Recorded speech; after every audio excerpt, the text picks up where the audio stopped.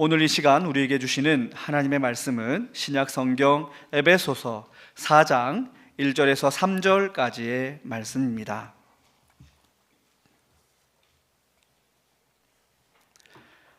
에베소서 4장 1절에서 3절의 말씀을 제가 봉독하겠습니다.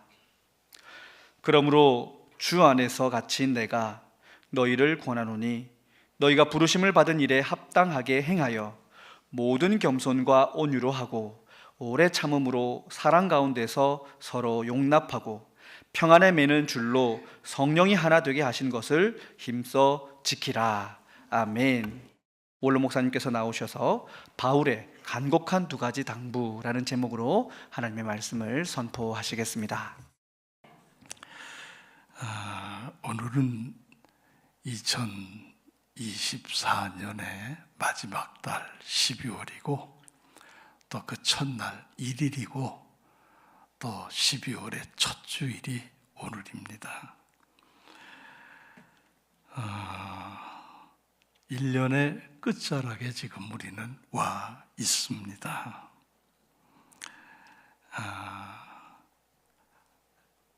금년도 이제 이달이면 마무리가 되고 새로운 이제 2025년의 새해가 시작이 될 것인데, 어쨌든 2024년은 역사 속으로 사라지고 다시는 우리 앞에 나타나지 않을 것입니다. 사자성어에 사필시종이라는 말이 있습니다. 여러분 화면에 보시는 대로 사는 일사자입니다. 모든 일은, 필은 반득 필자입니다. 반드시. 시는 시작하는 겁니다. 시작이 있고 종은 끝나는 겁니다. 끝이 있다. 사필시종이 이게 역사 속에 회전하고 있는 일이다, 이렇게 볼 수 있어요. 전도서 3장에도 성경에도 있습니다. 시작이 있으면 끝이 있다. 날 때가 있으면 죽을 때도 있고, 그렇게 말씀이 쭉 있습니다. 사필시종은 모든 일에는 시작이 있고 끝이 있다, 이런 말인데, 이 말이 주는 의미는 두 가지입니다. 하나는 현재가 아무리 괴롭고 힘든 일이 있다고 해도 끝날 때가 있다. 그게 영원히 계속되진 않는다. 그러므로 버티고 힘내라, 그런 뜻이 있습니다. 사필시종, 끝이 있으니 어려워도 힘내서 견디면서 가라, 그 말이에요. 또 하나의 의미는 뭐냐면, 일을 시작했으면 끝날 때까지 포기하지 말라는 겁니다. 반드시 그 책임감을 가지고 끝까지, 끝나는 시간까지, 끝까지 가라는 겁니다. 중간에 포기하면 우리말로 죽도 밥도 아닙니다. 죽도 아니고 밥도 아니면 먹을 수 있어요? 먹을 수도 없는 게 돼버리고 만다. 그러므로 시작을 했으면 중간에 절대 포기하지 말고 끝마무리까지 가라. 이걸 잊으면 안 됩니다. 자, 그렇게 해서 제가 지난 1년을 돌아보니까 지금까지 지난 1년 동안에 저는 제게는 힘겹고 벅차고 힘든 한 해였지만, 그럼에도 불구하고 하나님께서 은혜를 주셔서 여기까지 올 수 있었다. 그래서 하나님 은혜가 너무 감사해서 눈물이 납니다. 사자성어 가운데에 또 하나 있습니다.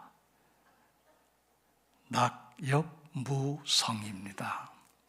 낙자는 떨어질 낙자입니다. 엽자는 잎이라는 거예요. 잎이 떨어진다, 그 말이에요. 그런데 그 잎이 떨어질 때는 없다는 거예요. 뭐가? 성은 소리, 성자의 소리가 없다. 낙엽이 떨어지는 건 그냥 떨어질 뿐이지 아무 소리가 없다는 거예요. 이건 뭘 말하느냐? 그죠? 물러날 때는 아무 소리 하지 않고 물러나는 게 좋다는 거지요. 할 말이 얼마나 많겠어요? 더군다나 노인들은 입만 열면 잔소리인데, 그래도 낙엽 무성을 저는 마음에 담고 그저 소리 없이 떠나가겠다, 그런 생각입니다. 은퇴 후에 원로 목사로 12년을 지나고 제가 뜻하지 않게 여러분과 다시 만나서 11개월을 함께 지냈습니다. 그 기간이 저에게는 행복한 시간이었고, 힘들고 벅차도 가슴 뜨겁게 말씀도 준비하고 기도도 하고, 그러면서 여러분과 만나서 하나님의 은혜를 나누었습니다. 이제는 낙엽 무성할래입니다. 소리 없이 저는 제자리로 돌아갈 겁니다. 은퇴한 원로 목사의 자리로 돌아갈 것입니다. 돌아가면 끝이냐? 그렇지 않습니다. 제가 이 땅에서 숨을 쉬고 있는 한은 우리 교회와 여러분을 위해서 기도할 것입니다. 그러니까 저 뒤에는 교회와 나를 위해서 기도해 주시는 원로 목사님이 그래도 아직 숨 쉬고 계시구나, 이렇게 생각하시면 감사하지요. 여러분에게 제가 드릴 말씀은 한 가지밖에 없습니다. 고맙습니다. 감사합니다. 여러분이 저에게 주신 사랑을 이 한마디로 가름합니다. 고맙습니다. 자, 이제 설교합니다. 오늘 본문 말씀은 사도 바울께서 에베소 교회에 보낸 말씀이에요. 사도 바울께서 지금 로마에, 여러분 지도를 보시면 이태리 로마가 있잖아요. 로마에 지금 감옥에 갇혀 있습니다. 왜? 예수님 전한다고, 구원의 복음을 전한다고, 사람들에게 예수 믿게 한다고 핍박을 받아가지고 감옥에 갇혔습니다. 언제 어떻게 될지 몰라요. 그냥 감옥에서 일생을 마칠지, 아니면 풀려날지, 아니면 사형을 당해서 죽을지 아무것도 몰라요. 그런 상황에서 얼마나 불안하겠어요? 그렇지만은 이미 바울은 내가 산 것이 아니요 내 안에 그리스도께서 사신다는 것을 고백한 사람이에요. 그래서 죽는 것을 두려워하지 않는다고 하는 그런 사도의 사명을 가진 사람이기 때문에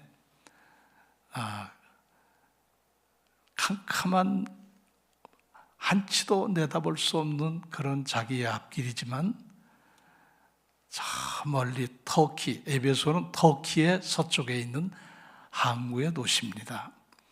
그쪽에 바울이 전도하고서 거기서 개척해서 세운 교회가 에베소 교회예요. 얼마나 애착이 가겠어요? 자기가 전도해서 개척해서 세운 교회니까 얼마나 애착이 가고 또 사랑이 거기에 쏟아지겠어요? 그래서 감옥에서 기도하면서 그분들에게, 그 성도들에게, 에베소 교회의 성도들에게 성령의 감동을 입어서 이러이러하게 해라 하십시오 하는 그 내용을 편지로 써서 보낸 거예요. 그게 에베소서의 말씀이에요. 그래서 에베소 교회의 성도들에게 1장에서 6장까지 이렇게 에베소서를 말씀을 써서 보냈지만은 그 중에 오늘 우리가 저와 여러분이 나누는 말씀은 그 중에서 한 부분, 에베소 4장 1절에서 3절까지의 말씀을 가지고 말씀을 지금 나누고 있는 겁니다. 여기에서 사도 바울은 에베소 교회 교인들에게 간곡하게 두 가지를 당부를 합니다. 이렇게 해야 됩니다 하고서 그 첫째가 뭐냐 하면 1절을 한번 보시죠. 1절.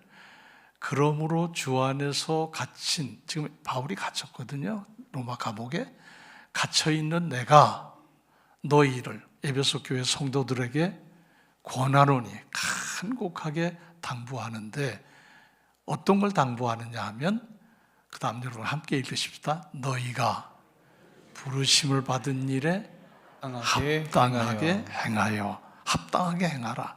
다시 이 말을 이렇게 정리하면 부르심에 합당한 삶을 살아라. 그런 말씀이에요. 누가 부르셨어요? 하나님이 부르셨지요. 여러분, 우리가 다 내 발로 교회에 온 것 같지만 하나님이 불러내서 지금 이 자리에 앉아 예배드리게 하신 겁니다. 그게 성령의 역사예요. 오늘 교회 가기 싫어. 이유도 없이 교회 안 갔다? 그건 성령의 역사를 거역한 거지요. 어쨌든 여기 나와서 지금 함께 예배드리는 여러분은 하나님의 부르심을 받은, 하나님의 선택을 받은, 하나님의 사랑을 받는 하나님의 자녀예요.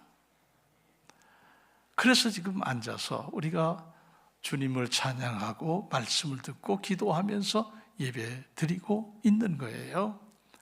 그러면 여기서 끝이냐? 그게 아니에요. 거기에 합당하게 세상에 나가서도 합당한 삶을 살라는 거예요.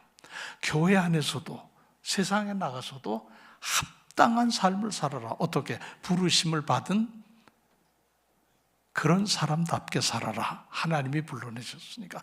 만일에 하나님이 우리를 부르시지 않았다면, 세상에 그냥 내버려 두셨다면 우리는 세상에 묻혀 살다가 이게 뭔지도 저게 뭔지도 모르고 살다가 죽을 거예요. 그럼 어디 갑니까?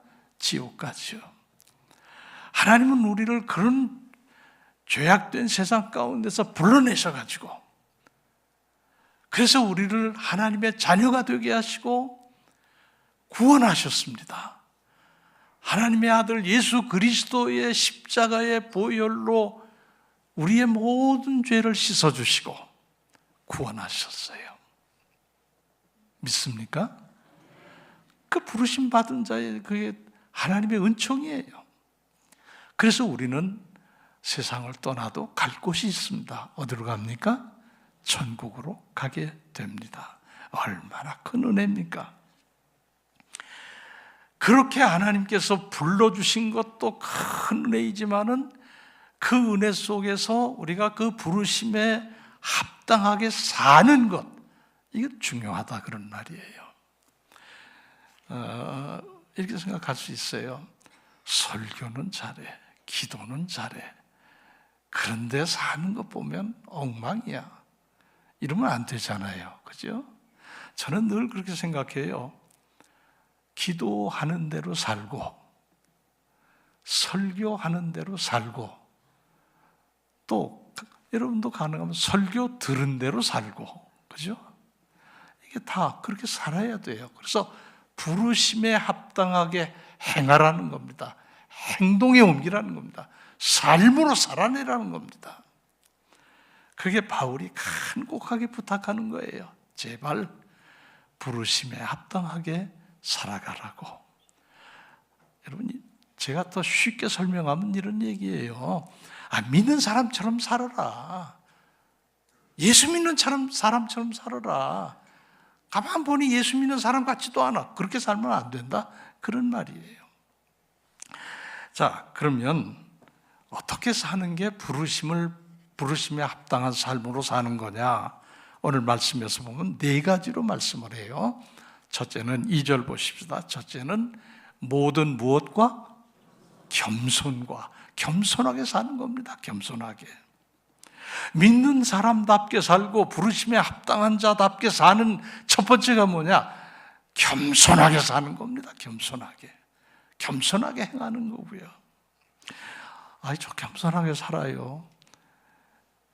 그러게요. 잘 모르겠습니다. 저는 겸손하게 산다는 게 뭐냐 하면 자신을 낮추는 겁니다. 자기를 낮추고 사는 거예요. 근데 조금만 누가 낮춰보면 자존심 상해서 못 견뎌요. 그거 아니거든. 그건 겸손한 게 아니에요. 예수님은 핍박을 당하고 멸시를 당하고 침뱉음을 당하고 말할 수 없는 모욕을 당하고 십자가를 지셨어요. 그럼에도 불구하고 십자가를 지시고 우리를 구원하시는 일을 행하셨어요. 겸손하셨기 때문에. 겸손의 나귀를 타고 예루살렘에 들어가신 이유가 거기 있는 거예요. 자기를 낮출 뿐만 아니라 상대, 남을 존중하는 게 겸손이에요. 맨날 두 손 모으고 예, 이게 겸손이 아니고 자기를 낮추고 상대를 높여주는, 존중해주는, 이게 겸손이에요. 더 쉽게 말씀드리면 잘난 척하지 않는 겁니다. 사람들 왜 그렇게 잘난 척을 하나 모르겠어요. 우린 잘난 척하지 않는 겁니다. 그리고 겸손은 자기의 부족함을 아는 겁니다. 내가 뭐 다 할 수 있는 만능인이 아니에요. 언제나 부족하지요. 저는 지금까지 어떤 회의에 참석을 했어도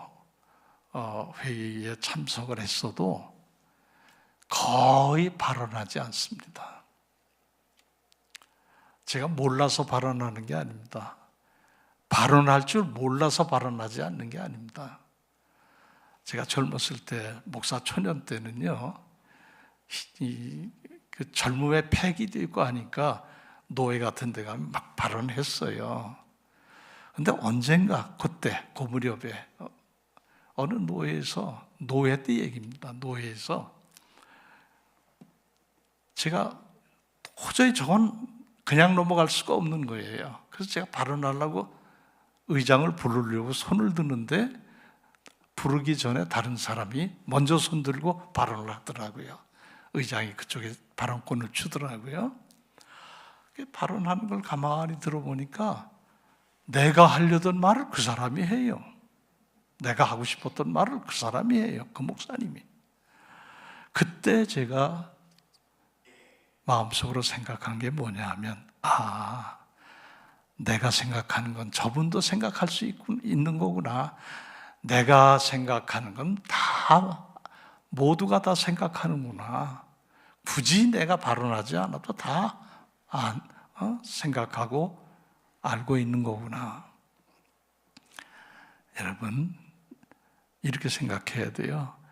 내가 아는 건 저분도 알아요. 그죠? 암만 무지렁이 같이 생겼어도 그분도 알아요. 그걸 무시하면 안 되잖아요. 존중해야 되잖아요. 그게 겸손이에요. 나 잘났다가 아니라 그대의 의견을 존중합니다. 그대의 말을 존중합니다. 이게 겸손이다. 노회나 총회나 뭐 어디 이런 세상의 어떤 회의에 가보면요, 자기 얘기하느라고 막 의장 소리 지르고 그래요. 저는 웃어요. 그거 나도 알아. 내가 뭐 말할 줄 몰라서 안 하는가? 여기에 모든 의견이 합치되고 잘 결정되도록 내가 도와야지 내 의견만 주장하면 그게 되겠습니까? 그래서 저는 발언을 극도로 사양하고 안 합니다. 한다면 제가 이제 뭐 책임 맡아서 보고하거나 이런 거 할 때는 제가 하지요. 그러나 제 의견을 앞세워가지고 그러지는 않아요. 꼭 이것만이 겸손은 아니지만 예를 들면 그렇다 그 말이에요. 왜 시끄럽습니까? 다 자기 주장이 옳다고 다 손들어대니까 시끄럽지요. 그게 아니고 겸손은 그 상대의 의견도 존중해서 받아들이고, 아, 나도 같은 생각인데 우리 마음을 같이 나눕시다. 이게 겸손이에요. 우리는 사도 바울의 이 말씀을 마음에 새기고 살아야 돼요. 겸손해야 된다. 그게 부르심에 합당한 삶이다. 두 번째 또 보십시다. 그 다음에 뭐예요? 온유한 거예요. 부르심에 합당한 삶이라는 건 겸손하게 사는 것이고, 두 번째는 온유하게 사는 거예요. 온유란 말이 뭡니까? 성격이나 태도가 온화하고 부드럽다는 거예요. 그러니까 다른 말로 하면 따뜻한 사람이라는 거예요. 여러분, 송곳같이 날카로운 사람이 좋아요? 얼음장같이 찬 사람이 좋아요? 따뜻한 부드러운 사람이 좋아요? 어떤 사람이 좋습니까? 아무도 안 좋아요? 부드러운 사람이 좋지요. 따뜻한 사람이 좋지요. 그죠? 그런 사람 되라는 겁니다. 말 한마디라도 따뜻하게 해주는 사람, 그게 온유한 사람이에요. 말 한마디를 해도 가슴에 그냥 못질을 하는 말을 하는 사람도 있잖아요. 날카로운 칼로 그냥 찌르는 말을 하는 사람도 있잖아요. 그 온유하지 않은 거예요. 따뜻한 말을 해야 돼요. 저는 우리 예수님처럼 온유한 분이 어디 계실까 그런 생각도 하는데요. 그래서 예수님 그 온유함을 닮아보려고 저는 평생의 노력을 많이 해봐요. 부족하지만 제가 예수님 같을 수는 없어요. 그러나 노력은 해보는 거지요. 근데 그 중에 가장 제 인상 깊이 남아있는 예수님의 모습은 어떤 모습이냐 하면 누가복음 7장 13절의 말씀에 나타나는 예수님이에요. 자, 한번 읽어보십시다. 시작. 주께서 과부를 보시고 불쌍히 여기사 울지 말라 하시고. 아멘. 아멘. 자, 이게 무슨 상황인지 여러분 짐작하시죠? 누가복음 7장 읽어보면 나오죠? 어느 과부가 있었어요. 남편도 없고 아들 하나 있어요. 그 아들만 믿고 살았어요. 그 아들만 의지하고 살았어요. 아직은 젊은데 장가도 안 갔지요. 그 아들이 희망이었지요. 이 과부 엄마의 유일한 희망이었지요. 온갖 고생을 다 해도 그 아들만 보면 힘이 났지요. 죽었어요. 근데 그 아들이 갑자기 죽었다고요. 이 엄마는 이제 희망이 무너졌어요. 그 슬픔을 주체할 수가 없는 거예요. 죽었으니 어떻게 합니까? 이제 장례 치러야 되잖아요. 그래서 당시의 이스라엘의 장례법은 관에다 시신을 이렇게 올려놓고, 관은 이렇게 뚜껑에서 못질하는 게 아니고 널판지 위에다 시신을 올려놓고 한 4사람 아니면 6사람이 그 관 옆에서 이 관을 떠매요. 이렇게 어깨에다. 그리고 이제 걸어서 장지로 가는 겁니다. 그런데 성 안에서 장례를 못하니까 성 밖으로, 그 성 이름이 나인이라는 성이에요. 그 성 밖으로 이제 장례를 치르려고 나가는 거죠. 동네 사람들도 그 과부의 처지가 너무 딱하잖아요. 그러니까 같이 눈물을 흘리면서 도와주는 겁니다. 어깨에 메고. 그러고 나가는 거예요. 그 아들의 관 뒤를 따라서 엄마가 같이 걸어가면서 제가 볼 때는 애절하게 울면서 따라갔을 것 같아요. 그렇죠? 그러니까 예수님이 울지 말라고 그러셨죠. 그냥 따라가면 울지 말라 소리 하셨겠어요? 얼마나 애통하면서 그 관을 따라가겠어요. 아들의 시신을 묻으러 따라가겠어요. 그런데 성 밖으로 이제 장례하러 나가고 예수님은 성 안으로 들어오시려고 제자들하고 오시고 있다가 성 문 앞에서 만났어요. 나가고 들어오는 그런 관계 속에서 만났어요. 그러면 그냥 장례가 났나 보다. 그러고 장례식 치르러 가면서 안 우는 유족이 어디 있어요? 그냥 우나 보다. 그러고 들어갔으면 아무 일도 없고 관계도 없어요. 그런데 예수님은 한 가지도 불쌍한 사람에 대해서는 허투루 안 하셔요. 그냥 지나가시질 못해요. 예수님 본래 그러셔요. 그게 온유하셔서 그래요.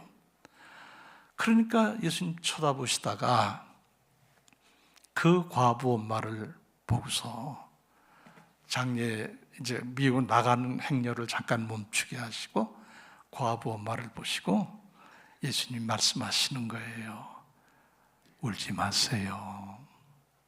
성경은 울지 말라 그랬지만은 아마 존칭어를 쓰셨겠죠. 울지 마세요 그랬겠죠. 근데 그 앞절에 보면 어떻게 여기서? 불쌍히 여기셨다는 거예요. 온유하지 아니하면 불쌍히 생각 안 해요. 온유한 사람이니까 불쌍하게 생각도 하고 같이 울기도 하고 같이 마음 아파도 하고 그러는 거지. 마음이 얼음장처럼 차갑고 계산적이고 그리고 그냥 곽 속에 집어넣은 그런 그 물건처럼 그렇게 된 사람은 불쌍히 여기지 못해요. 근데 예수님은 그게 그렇지 않잖아요. 그래서 불쌍히 여기시고 여인에게 말씀하세요. 뭐라고 말씀하셨어요? 한번 얘기해 보세요. 뭐라고 얘기하셨어요? 그렇게 얘기하시면 좀 딱딱할 것 같은데요. 다시 한번 여러분이 예수님이라고 생각하시고 그 과부 엄마에게 말씀을 한번 해보세요. 시작. 예. 울지 말아요. 그러셨겠지요? 울지 마세요. 어쨌든 그런데 그렇게 말씀하시는 그 예수님의 모습을 제가 상상을 해보는 거예요. 막 인상 쓰고 그러셨을까요? 예수님의 얼굴에는 자애로움이 뚝뚝 떨어졌을 것 같아요. 그렇죠? 썩 내고 화내고 울지 마! 그러셨겠어요? 아니요. 슬픔 당한 사람에게 같이 그 슬픔을 공감하면서 울지 마라. 그러셨겠죠. 그런데 그냥 그렇게 울지 마라 하고 그냥 쭉 들어가셨으면 아무 의미가 없어요. 왜? 그러면 그냥 한마디 던지고 들어가는 거지 아무 의미가 없잖아요. 이미 예수님은 하나님의 아들이시니까 그렇게 공감하고 불쌍히 여기는 마음을 가지시고 온유한 마음을 품으셔서 울지 말라고 말씀하실 때에는 다 이유가 있어요. 그 이유가 뭐냐? 내가 네 아들을 살아나게 할게. 할렐루야.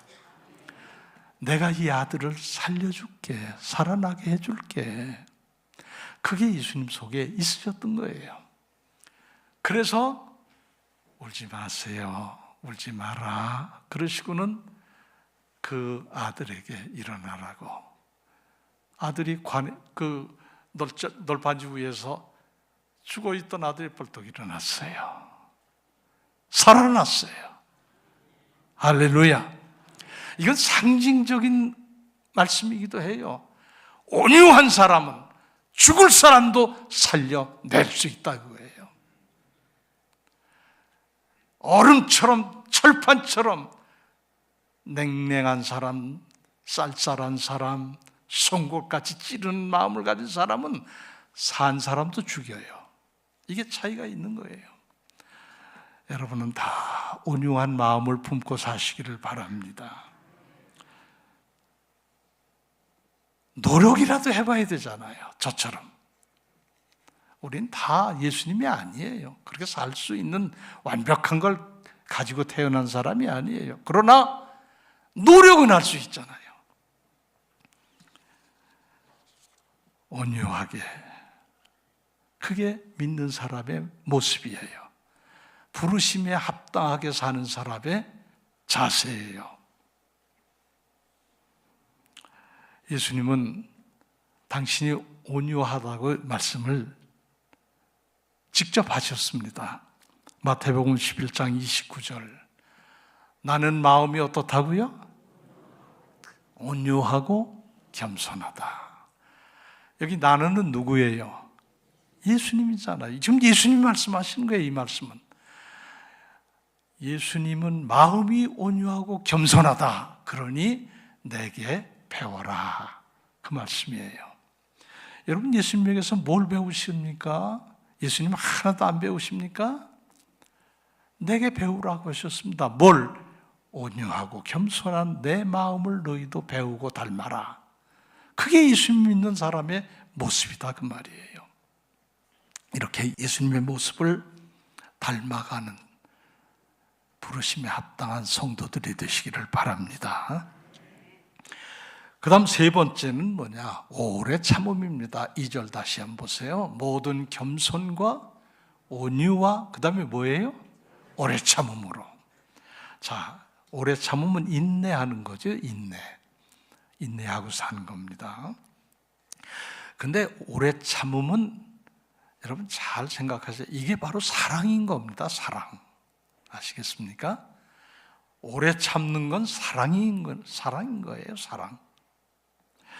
고린도전서 13장을 우리는 사랑장이라고 부르잖아요. 거기에 보면 사도 바울은 사랑을 15가지로 말씀하는데 처음 시작을 어떻게 합니까? 첫 번째가 뭡니까? 사랑은 오래 참고. 그게 사랑이라는 거예요. 그리고 13장 7절에 가서 보면 사랑은 모든 것을 어떻게 하고? 참고. 그리고 그 뒤에 마지막 부분에 보면 사랑은 모든 것을 어떻다고요? 견딘다. 견디느니라. 오래 참고 그리고 견딘다. 여러분, 이게 왜 사랑이냐 말씀한다면 여러분 사랑해. 그런데 그럴 땐 잘 지내요. 그러다가 뭘 잘못했어요. 못 참아 헤어져. 그 사랑 끝나는 거잖아요. 그러니까 못 참는 건 사랑 끝이에요. 믿음도 똑같아요. 잘 믿다가 어느 날 나 안 믿어. 교회 가기 싫어. 안 가. 이러면 끝이잖아요. 그래서 예수님은 끝까지 견디는 자가 구원을 얻으리라. 할렐루야. 끝까지 견디는 자가 구원을 얻으리라. 마태복음에 말씀하셨어요.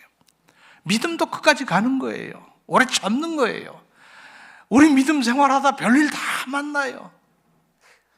어떤 때는 정말 참 기막힌 일도 만나요. 전킨이라는 선교사님이 계세요. 우리나라 1800년대에 오신 1890년대에 오신 100년 이전 사람인데 미국 선교사인데 그분이 군산을 중심으로 호남 지역에 선교를 하셨어요. 윌리엄 전킨이라고. 이분이 주님 앞에 헌신하고 부인하고 자녀들을 같이 데리고 한국에 나온 거예요. 그 당시에 한국이 아니고 조선 아닙니까? 조선. 어려서 여기 연세 드신 분들은 어려서 뒷간 아세요? 뒷간? 그거 가서 어떻게 겨울엔 막 엉덩이 얼어요. 제가 세종시에 있는 지금은 이제 저렇게 번화가가 됐지만 연세교회라고 거기서 첫 목회를 시작을 했어요. 근데 뒷간이 교회 옆에 큰 드럼통 같은 거 하나 묻어놓고 널판지 2개 가운데 대고 그게 뒷간이에요. 맨날 물이 이렇게 차 있어요. 그러면 제가 참 그런 것도 경험했어요. 변을 보려면 번쩍번쩍 들어야 돼요. 왜? 물이 튀어올라오니까. 제가 첫 목회할 때도 그런 화장실이 있었는데 겨울에는 얼어붙잖아요. 그러면 이게 쌓이고 쌓여서 올라와요. 같은 장소에 계속 미안해요. 조금 이따 식사하실 텐데 죄송해요. 쌓이고 올라와요. 그럼 나중에 치받아요. 어떻게 할 도리가 없더라고요. 근데 거기 이 집사님 중에 가장 선임 집사님이 어느 날 화장실 갔다 그걸 보셨어요. 저는 요리조리 피해서 이제 볼일을 봤는데 그걸 보셨어요. 그러더니 이 이만한 창 같은 창대에다가 끝에 칼 같은 걸 이렇게 붙들어 매가지고 와서 그걸 쪼더라고요. 한해 겨울은 그러고 나야 겨울을 나더라고요. 제가 그렇게도 목회를 했어요. 지금은 다 복에 겨워서 그렇지. 그죠? 제가 그때 목회할 때는요, 수도가 없어요. 그래가지고 펌프 써요. 겨울엔 꽝꽝 얼어붙어요. 그러면 나가서 물 데워가지고 뜨거운 물 갖다가 거기다 붓고 마중물을 붓고서 펌프질을 해.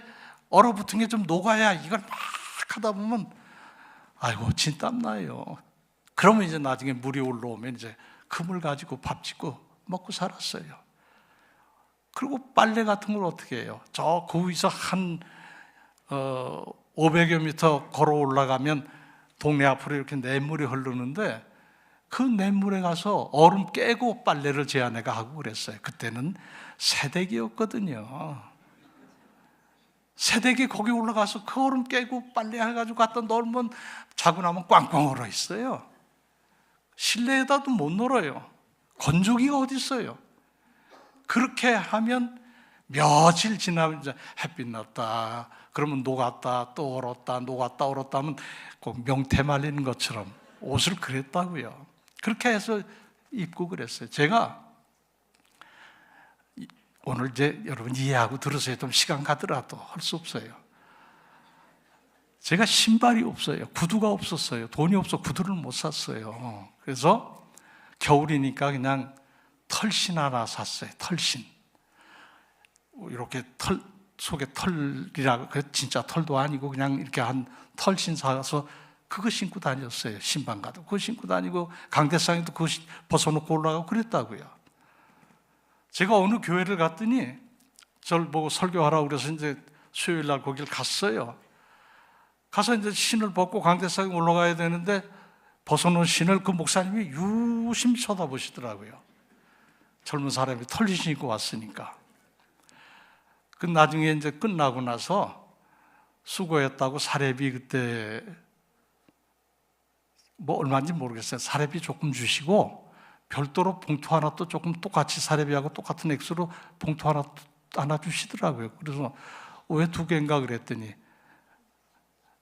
구두 사시느라고. 이건 구두 사시느라고. 그래서 기성화 가서 구두 하나 사서 신고 그랬어요. 저는 뭐 맨날 부자로 잘 사는 줄 아세요?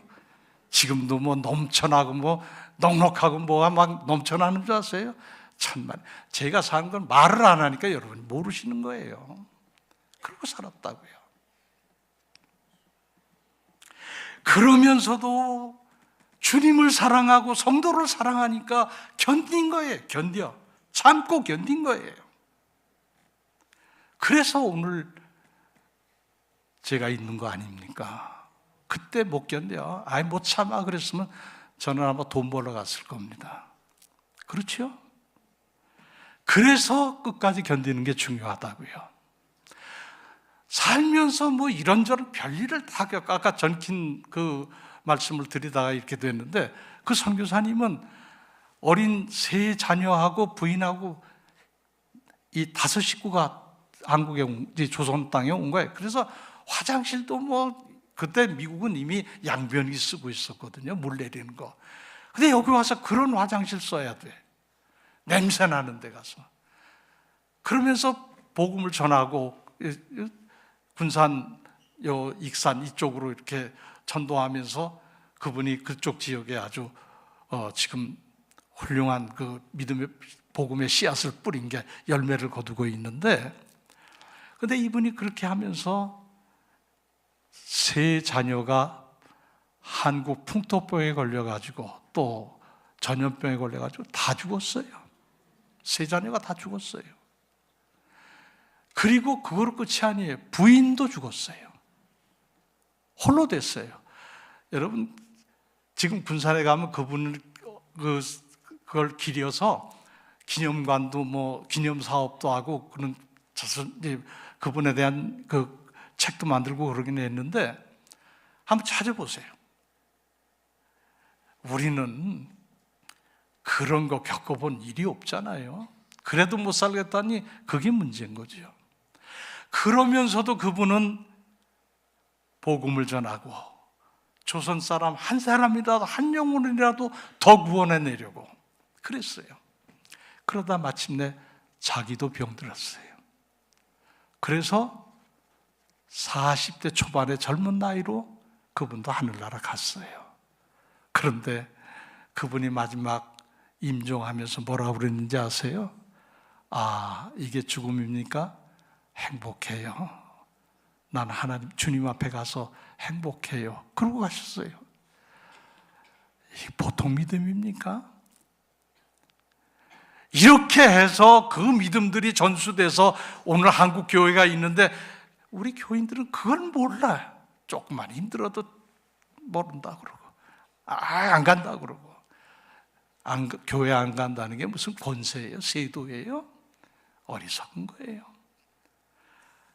오래 참고 인내하고 우리의 믿음을 끝까지 가지고 가십시다. 자, 네 번째는 뭐냐? 네 번째는 부르심에 합당하게 살려면 2절 또 한번 보세요. 모든 겸손과 온유와 오래 참음으로 하고 사랑 가운데서 어떻게 하라고요? 서로 용납하라고 그랬어요. 이게 믿는 사람의 모습인 거예요. 용납이라는 게 뭡니까? 너그러운 마음으로 받아들이는 거예요. 그런데 나는 못 받아들여. 그러면 그건 사랑 가운데 용납하는 게 못 되는 거죠. 어떻게 보면 우리에게 참 부족한 점이 바로 용납 못하는 건지도 몰라요. 내 의견하고 다르면 용납 안 해요. 내 생각하고 다르면 용납 안 해요. 용납이라는 건 뭘 전제로 하느냐 하면 상대가 나하고 다르다는 걸 인정하고 그걸 받아들이는 게, 그게 용납하는 거예요. 똑같으면 용납할 게 없지요. 부부간에도 아내의 의견과 남편의 의견 다를 수 있어요. 다른 게 많지요. 서로 얘기하다 보면 다르니까 싸워요. 그 싸움이 더 깊이 들어가면 우리 헤어져, 이혼해, 쉽게 말해요. 그건 용납 안 하는 거기 때문에 그렇거든요. 여러분, 가정도 용납하는 가정이 행복한 가정이 되는 거예요. 교회도 서로 다름을 용납하고 차이를 용납하고 서로 용납할 때 이게 사랑이고 이게 평안에 매는 줄이 되는 거예요. 이제까지 도저히 난 용납 못해 그런 게 있었다면 재고하세요. 다시 생각하세요. 이 세상에 용납 못할 건 없습니다.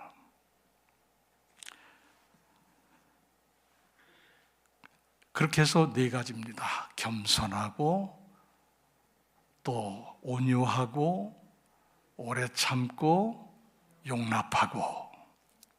그 서로 용납하고를 제가 다른 성경 번역으로 보니까 서로 사이좋게 지내고 이렇게 번역을 했어요. 사이좋게 살아야 돼요. 여러분, 서로 한번 쳐다보시면서 우리 사이좋게 삽시다 한번 하세요. 별 생각이 없으세요? 사이좋게 살 생각이 별로 없으세요? 다시 한번 하세요. 서로 사이좋게 삽시다. 그게 용납하는 거예요, 용납. 자, 그래서 그 네 가지로 부르심에 합당한 삶을 살아가라고 사도 바울은 간곡하게 부탁하고 있어요. 이건 제가 여러분에게 부탁하는 거하고 똑같아요. 우리 그렇게 살아야 돼요. 저도 그렇게 부탁합니다. 그 다음에 두 번째 간곡한 부탁은 뭐냐 하면, 두 번째 간곡한 부탁은 성령의 하나 되게 하신 것을 힘써 지키며 살라는 거예요. 하나 되라는 겁니다. 평안에 매는 줄로 성령의 하나 되게 하신 것을 힘써 지키라. 이게 두 번째 간절한 간곡함이에요. 여러분, 교회는 성령의 공동체입니다. 막 주야 주야 믿습니다 이것만이 아니고, 불 받아라 이것만이 아니라 성령이 우리 가운데 사랑으로 엮어서 하나 되게 하시는 역사, 이건 성령의 공동체예요. 아시겠어요? 이걸 우리가 잘못 생각하면 안 돼요. 교회는 성령의 공동체이고 성령이 다스리는 공동체가 교회인 거예요. 초대교회를 여러분 생각해 보세요. 초대교회는 성령께서 강하게 지배하셨어요. 그래서 어떤 교회였는가를 한번 보세요. 사도행전 2장 46절 47절을 한번 보십시다. 성령이 다스리고 지배하는 초대 이 아름다운 교회의 모습을 한번 같이 읽어보십시다. 시작. 날마다 마음을 같이하여 성전에 모이기를 힘쓰고 집에서 떡을 떼며 기쁨과 순전한 마음으로 음식을 먹고. 아멘. 자, 그 다음도 읽으시죠. 하나님을 찬미하며 또 온 백성에게 칭송을 받으니 주께서 구원받는 사람을 날마다 더하게 하시니라. 아멘. 아멘. 주께서 그럴 때 주께서 구원받는 사람을 날마다 더하게 하시는 부흥의 역사가 일어난다 그 말이에요. 하나 됐을 때 서로 찢고 싸우고 분열하면 교회는 망하는 거예요. 교회만이 아니라 가정도 망하고 이 국가도 망하는 거예요. 분열은 망하는 걸 가져오는 거예요. 가정도 하나 돼야 평안하고 행복해요. 나라도 하나 돼야 굳건하게 나라를 지켜갈 수 있어요. 교회는 더더욱 그렇죠. 여러분, 교회 부흥의 비결을 여러 가지로 얘기하는데, 저는 우리 성도들이 하나만 돼 있어도, 하나됨만 가져도 교회는 부흥한다. 저는 그렇게 믿어요. 제가 엊그제 신문에 보니까 분당에 있는 어느 교회가 담임 목사님을 모시는 문제로, 제가 그래서 그 제목을 보고 제가 유심히 봤어요. 의견이 갈렸어요. 한쪽에서는 이런 목사님을 모십시다, 한쪽에서는 이 목사님을 모십시다. 의견이 갈렸어요. 그러면 서로 용납하는 길을 찾아서 하나 되면 은혜롭게 담임 목사님 모실 수 있잖아요. 근데 안 굽혀요. 두 진영이 싸웠어요. 급기야는 서로 치고받고 폭력을 행사했어요. 경찰이 왔어요. 그게 신문에 대대적으로 보도됐어요. 하나님 영광 받으시겠어요? 못 받으시겠어요? 네? 하나님 그런 교회를 통해서 영광을 받으시겠어요? 못 받으시겠어요? 못 받으셔요. 저는 우리 교회가 그래서 얼마나 감사한지 몰라요. 우리는 한 번도 의견이 나뉘어본 적이 없잖아요. 서로 다른 의견이 있었어도 서로 이해하고 통합하고 서로 이해하고 용납하고 그래가면서 이렇게 여기까지 왔어요. 이걸 끝까지 지켜가야 됩니다. 성령이 하나 되게 하신 것을 힘써 지키라고 바울이 간곡하게 말씀하시는 것을, 저는 이것을 우리에게 적용해야 된다고 봐요. 우리도 끝까지 지켜가야 됩니다. 말씀을 정리하겠습니다. 부르심에 합당한 삶을 사시기 바랍니다. 겸손하고 온유하고 오래 참고, 그리고 서로 용납해서 사이좋게 살아가는 정말 부르심 받은 자답게 살아가기를 바랍니다. 그리고 평안에 매는 줄로 성령의 하나 되게 하심을 끝까지 잘 지켜가시기를 바랍니다. 저는 걱정하지 않습니다. 우리 정진갑 담임 목사님의 신앙 지도를 앞으로 잘 받으시면서 행복한 신앙생활이 되시기를 주님의 이름으로 축원합니다. 축복합니다. 여러분 다 일어서십시오. 일어서셔서 가까이 계신 분하고는 손을 잡으시고, 또 따로 떨어져 혼자 계신 분은 손을 이렇게 잡는 자세를 가지시면 되고, 우리는 사랑의 띠로 하나가 되었습니다. 이 찬양을 우리 함께 불러보십시다.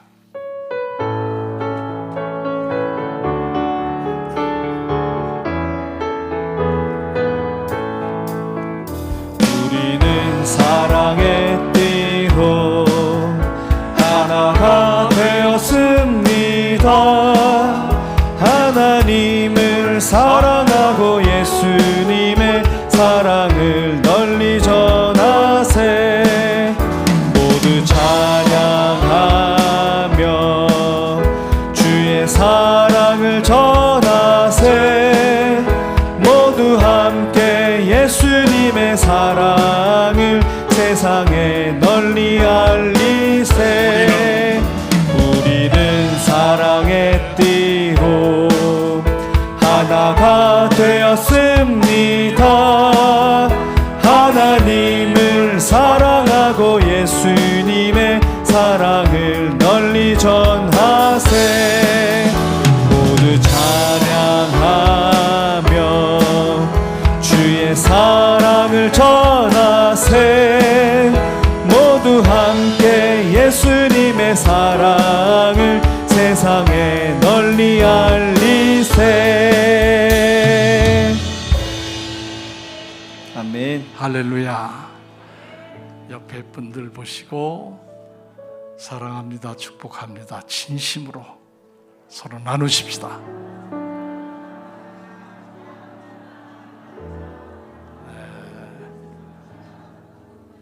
저도 여러분 사랑합니다, 축복합니다.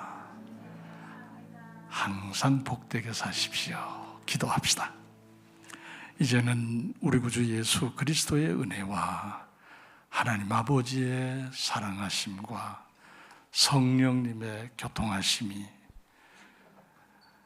사도 바울의 간곡히 에베소 교회에 부탁하신 말씀처럼 부르심을 받은 자답게 합당하게 겸손과 온유와 오래 참음과 서로 용납함으로 잘 살아가려고 노력하고, 또 마음에 새기며, 그리고 평안의 줄로 성령의 하나 되게 하심을 힘써 지켜가기로 다짐하고 마음에 새기며 나아가는 우리 서대전 중앙교회의 믿음의 식구들 머리 위에 지금부터 영원토록 함께 하시기를 축원하옵나이다. 아멘.